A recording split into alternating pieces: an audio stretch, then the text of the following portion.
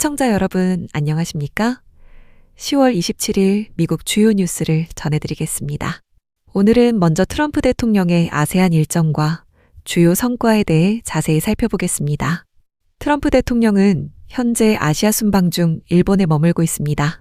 이번 순방은 8년 만에 아세안 정상회의 참석으로 무역과 안보, 그리고 평화 중재가 핵심 의제로 다뤄졌습니다. 첫 일정은 말레이시아 쿠알라룸푸르에서 열린 제47차 아세안 정상회의였습니다. 공항에는 이브라힘 총리가 직접 나와 트럼프 대통령을 맞이했고 전통 무용단이 환영 공연을 펼쳤습니다. 도심 곳곳에는 수천 명의 경찰이 배치돼 철저한 경비 속에 행사가 진행됐습니다. 트럼프 대통령은 도착 직후 5건의 협정 서명식에 참석하며 숨가쁜 일정을 이어갔습니다. 가장 주목받은 장면은 캄보디아와 태국 간 평화협정 중재였습니다. 지난 7월 국경 충돌로 수십 명이 사망한 양국은 트럼프 대통령의 개입 이후 예비휴전에 합의했고 이번 회의에서 쿠알라룸푸르 평화협정에 공식 서명했습니다. 협정에는 중화기 철수, 지뢰 제거, 아세안 옵저버 파견, 그리고 억류병사 석방이 포함됐습니다. 트럼프 대통령은 이번 합의가 지역 안정에 중대한 이정표가 될 것이라고 밝혔습니다. 이날 트럼프 대통령은 말레이시아와 포괄적 무역협정과 희토류 공급협정도 체결했습니다. 이는 중국의 희토류 통제 강화에 대응해 공급망을 다변화하려는 전략적 조치로 풀이됩니다. 양국은 농업, 기술, 서비스 분야 협력 확대에 합의했고 일부 품목의 관세 완화 논의도 이어지고 있습니다.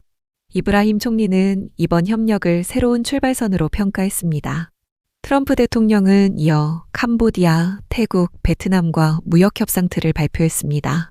태국은 미국 제품 대부분의 관세 장벽을 철폐하기로 했고 미국은 기존 세율을 유지했습니다. 이번 아세안 정상회의에서는 동티모르가 14년의 기다림 끝에 11번째 회원국으로 정식 가입하는 의미 있는 장면 또한 펼쳐졌습니다. 쿠알라룸푸르 회의장에는 동티모르 국기가 새롭게 개양됐고 샤나나 구즈마옹 총리는 꿈이 실현됐다고 말했습니다. 안와르 총리는 동티모르의 가입으로 아세안 공동체가 완성됐다고 전했습니다. 말레이시아 일정을 마친 트럼프 대통령은 일본 도쿄로 이동했습니다. 하네다 공항에서는 조지 글래스 주일 미국 대사와 기하라 미노루 관방장관이 영접했고 도쿄 시내에는 만여 명의 경찰이 배치됐습니다. 트럼프 대통령은 나루히토 일왕을 예방한 뒤 다카이치 산하의 총리와 회담을 가졌습니다. 양국은 미국산 농산물과 에너지 수입 확대, 그리고 방위협력 강화 방안을 논의했습니다. 트럼프 대통령은 일본이 더 큰 안보 역할을 맡게 될 것이라고 언급했습니다. 이번 순방을 통해 트럼프 대통령은 평화 중재와 경제 협력을 병행하며 외교적 영향력을 넓히고 있습니다. 트럼프 대통령은 일본에서의 일정을 마친 뒤 한국으로 향할 예정입니다. 다음 뉴스입니다. 다음은 말레이시아와 체결한 상호무역협정에 대해 백악관이 공개한 내용을 중심으로 좀 더 자세히 살펴보겠습니다. 이번 협정은 미국과 말레이시아가 서로의 시장을 더 공정하게 개방하고 공급망 안정과 경제안보 협력을 강화하기 위한 새로운 무역 틀입니다. 가장 큰 핵심은 상호주의입니다. 말레이시아는 미국산 제품에 대한 수입 장벽을 낮추고 미국도 말레이시아산 상품에 동일한 수준의 혜택을 제공하기로 했습니다. 양국은 불필요한 수입 허가나 복잡한 절차를 없애고 제품 인증 기준을 서로 인정하기로 합의했습니다. 이를 통해 중복된 검사나 시험 절차 없이도 기업들이 상품을 더 쉽게 수출입할 수 있게 됩니다. 농업 분야에서는 미국산 곡물과 육류, 유제품 등에 대한 접근이 확대되고 과학적 근거 없이 이뤄지던 수입 제한 조치는 모두 폐지됩니다. 지식재산권 보호도 크게 강화됩니다. 말레이시아는 온라인 불법 복제나 위조품 단속을 강화하고 지식재산 침해에 대해 민사와 형사 조치를 모두 취하기로 했습니다. 노동조항에는 강제노동으로 생산된 상품의 수입을 금지하고 국제노동 기준을 국내법에 반영하도록 의무화했습니다. 또한 환경보호 규정을 강화해 산업활동이 환경에 미치는 영향을 줄이기로 했습니다. 디지털 분야에서는 미국 기업에 대한 차별적 세금 부과를 금지하고 데이터가 양국 간 자유롭게 이동할 수 있도록 협력합니다. 아울러 기술 이전을 강요하지 않고 기업의 영업 비밀과 소프트웨어 소스 코드를 보호하기로 했습니다. 이번 협정은 경제뿐 아니라 안보 영역까지 포괄합니다. 양국은 반덤핑 불공정 거래 제3국의 불법 환적 문제를 공동으로 단속하고 전략물자 수출 관리와 투자 심사에서도 보조를 맞추기로 했습니다. 또 말레이시아는 향후 10년간 약 700억 달러 규모의 대미 투자 프로젝트를 추진할 계획입니다. 백악관은 이번 협정을 공정한 경쟁과 상호 신뢰를 기반으로 한 새로운 세대의 무역협정이라고 평가했습니다. 협정문은 지난 10월 26일 쿠알라룸푸르에서 트럼프 대통령과 안와르 이브라힘 총리가 서명했습니다. 다음 뉴스입니다. 트럼프 대통령과 시진핑 주석의 부산 정상회담은 일정과 의제가 계속 조정되고 있습니다. 오늘은 지금까지 확인된 내용을 중심으로 회담을 앞둔 양국의 움직임을 전해드립니다. 트럼프 대통령과 시진핑 국가주석이 오는 10월 30일 한국 부산에서 6년 만에 정상회담을 갖습니다. 이번 회담은 트럼프 2기 행정부 출범 이후 첫 대면으로 2019년 일본 오사카 G20 회담 이후 처음입니다. 양국은 경주 에이펙 본회의가 아닌 부산에서 별도 회담을 열기로 했으며 핵심 의제는 무역전쟁 완화와 히토류 추가 관세 대두구매, 펜타닐 대응 틱톡 거래 승인입니다. 두 정상의 만남은 수개월간의 긴장 끝에 성사됐습니다. 중국이 히토류 수출 통제를 발표하자 트럼프 대통령은 중국산 제품에 100% 추가 관세를 경고했지만 이후 협상 재개로 분위기가 전환됐습니다. 양국은 말레이시아 쿠알라룸푸르에서 열린 5차 고위급 협상에서 무역 확대와 휴전 연장, 틱톡 펜타닐 문제를 포함한 협상 틀에 합의했습니다. 합의의 핵심은 상호 양보입니다. 중국은 히토류 수출 통제를 1년간 유예하고 미국은 11월 1일 발효 예정이던 100% 추가 관세를 철회하기로 했습니다. 또한 중국은 미국산 대두 구매를 재개하고 펜타닐 원료 통제 강화 및 틱톡 미국 사업 매각을 승인하기로 했습니다. 트럼프 대통령은 중국과 좋은 거래가 가능할 것이라며 낙관적인 전망을 밝혔습니다. 베센트 재무장관은 이번 회담에서 무역뿐 아니라 트럼프 대통령의 글로벌 평화 구상도 논의될 것이라고 전했습니다. 전문가들은 이번 부산 회담이 포괄적 합의보다는 제한적 휴전에 그칠 것으로 보면서도 양측이 관세 충돌을 피하고 관계 복원의 계기를 마련하려는 의지를 보이고 있다고 분석했습니다. 다음 뉴스입니다. 미 해군 항공모함 니미츠함에서 운용 중이던 헬기와 전투기가 남중국해 상공에서 잇따라 추락하는 사고가 발생했습니다. 미 태평양 함대는 두 사고가 각각 정기작전 중에 일어났으며 모든 탑승 인원이 무사히 구조됐다고 밝혔습니다. 첫 번째 사고는 현지 시간 일요일 오후 2시 54분쯤 발생했는데요.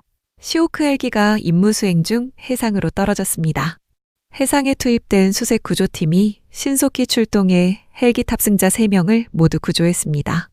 약 30분 뒤 같은 니미츠함에서 이륙한 슈퍼호넷 전투기 한 대가 역시 남중국해 상공에서 추락하는 사고를 겪었습니다. 두 조종사는 비상탈출에 성공해 구조되었으며 모두 안정적인 상태로 보고됐습니다. 미 해군은 두 사고의 원인을 조사 중이며 현재까지 인적 피해나 추가 손상은 없는 것으로 전했습니다.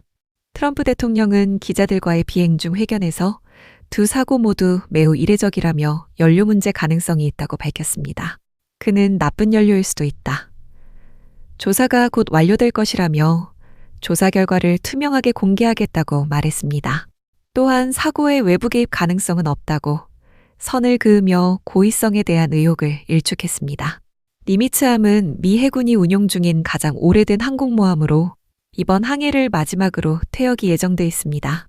남중국해는 중국, 베트남, 필리핀 등 여러 나라가 영유권을 주장하며 긴장이 이어지는 해역입니다. 미 해군은 이번 사고와 관계없이 이 지역에서의 항행 자유작전을 지속하고 동맹국과의 공조활동을 강화할 계획이라고 밝혔습니다. 다음 뉴스입니다. 미국 농무부가 오는 11월 1일부터 연방식품 지원 프로그램 지급을 중단한다고 예고했습니다. 이번 조치는 정부 셧다운이 장기화되면서 전국적으로 약 8명 중 1명이 혜택을 받는 보충 영양 지원 프로그램이 직접적인 영향을 받게 됐습니다. 농무부는 홈페이지 공지에서 현 시점에서 지급 가능한 재원이 소진됐다며 11월 1일에는 어떠한 혜택도 제공되지 않는다고 밝혔습니다. 농무부는 약 50억 달러의 비상기금을 사용하지 않겠다는 입장을 유지하고 있으며 이는 법적으로 재난 대응 등에만 사용할 수 있다고 설명했습니다. 현재 셧다운은 이달 1일 시작된 이후 두 번째로 긴 기록을 이어가고 있습니다. 정부는 셧다운 전까지는 10월분 스냅 혜택이 지급되도록 조치했지만 11월 지급이 중단되면 저소득층 가정에 광범위한 타격이 예상됩니다. 민주당은 농무부가 비상기금을 활용해 일시적으로 지원을 이어가야 한다고 요구했지만 농무부는 법적 제약을 이유로 이를 거부했습니다. 농무부 문건은 허리케인 멜리사와 같은 자연재해 발생 시 신속 대응을 위해 비상기금이 필요하다고 강조했습니다. 일부 주정부는 자체 재원을 동원해 스냅 혜택을 유지하겠다고 밝혔지만 연방 지침상 비용 보전이 불가능해 실행에 어려움을 겪고 있습니다. 아칸소주와 오클라호마주는 이미 수혜자들에게 식품 지원 단체를 미리 확인하라는 안내를 시작했습니다. 푸드 리서치 센터의 지나플라타 니뉴 국장은 이번 사태는 인재이며 충분히 피할 수 있었던 위기라고 지적했습니다. 그는 노인, 장애인, 참전용사 등 생계가 불안한 이들이 이 지원금에 의존하고 있다며 조속한 해결을 촉구했습니다. 다음 뉴스입니다. 미국 보잉의 군수공장 노동자들이 회사의 최신 임금 및 복지 제한을 또다시 거부하며 약 석 달째 이어지는 파업을 계속하기로 했습니다. 이번 파업에는 일리노이주 메스쿠타와 미주리주 세인트루이스, 세인트 찰스에 위치한 3개 공장에서 일하는 약 3,200명의 기계공이 참여하고 있습니다. 보잉이 제시한 5년짜리 계약안은 평균 24% 임금 인상과 일부 보너스를 포함했지만 노조는 은퇴연금과 숙련 근로자 임금 인상에서 실질적 개선이 없다고 비판했습니다. 국제기계 항공우주노조의 브라이언 브라이언트 위원장은 보잉이 직원들의 목소리를 들었다고 주장했지만 이번 투표 결과는 그 반대를 보여준다고 밝혔습니다. 보잉은 아쉬움을 표하며 찬반 차이가 51대 49로 근소했다며 고객 지원을 위한 비상 대응 계획을 실행하겠다고 밝혔습니다. 이번 파업은 지난해 민항기 부문 3만 3천여 명이 참여한 대규모 파업 이후 또 한 번의 생산 차질로 보잉의 회복세에 부담을 주고 있습니다. 당시 민항기 조립 노동자들은 25% 임금 인상 제한을 거부한 끝에 38% 인상으로 계약을 체결한 바 있습니다. 보잉 측은 중서부 지역의 생활비 상승률을 고려할 때 노조의 요구가 과도하다는 입장을 유지하고 있습니다. 노조는 매우 소수만이 파업선을 넘었으며 조합의 연대는 굳건하다며 회사를 압박했습니다. 보잉은 방산우주 보안 부문이 전체 매출의 3분의 1 이상을 차지하며 일부 전투기 납품 지연이 발생한 것으로 알려졌습니다. 이번 파업으로 근로자들은 5차례 급여를 받지 못했고 회사는 3분기 실적 발표를 앞두고 추가 손실 우려에 직면했습니다. 이상으로 오늘의 뉴스를 마칩니다. 시청해 주셔서 감사합니다.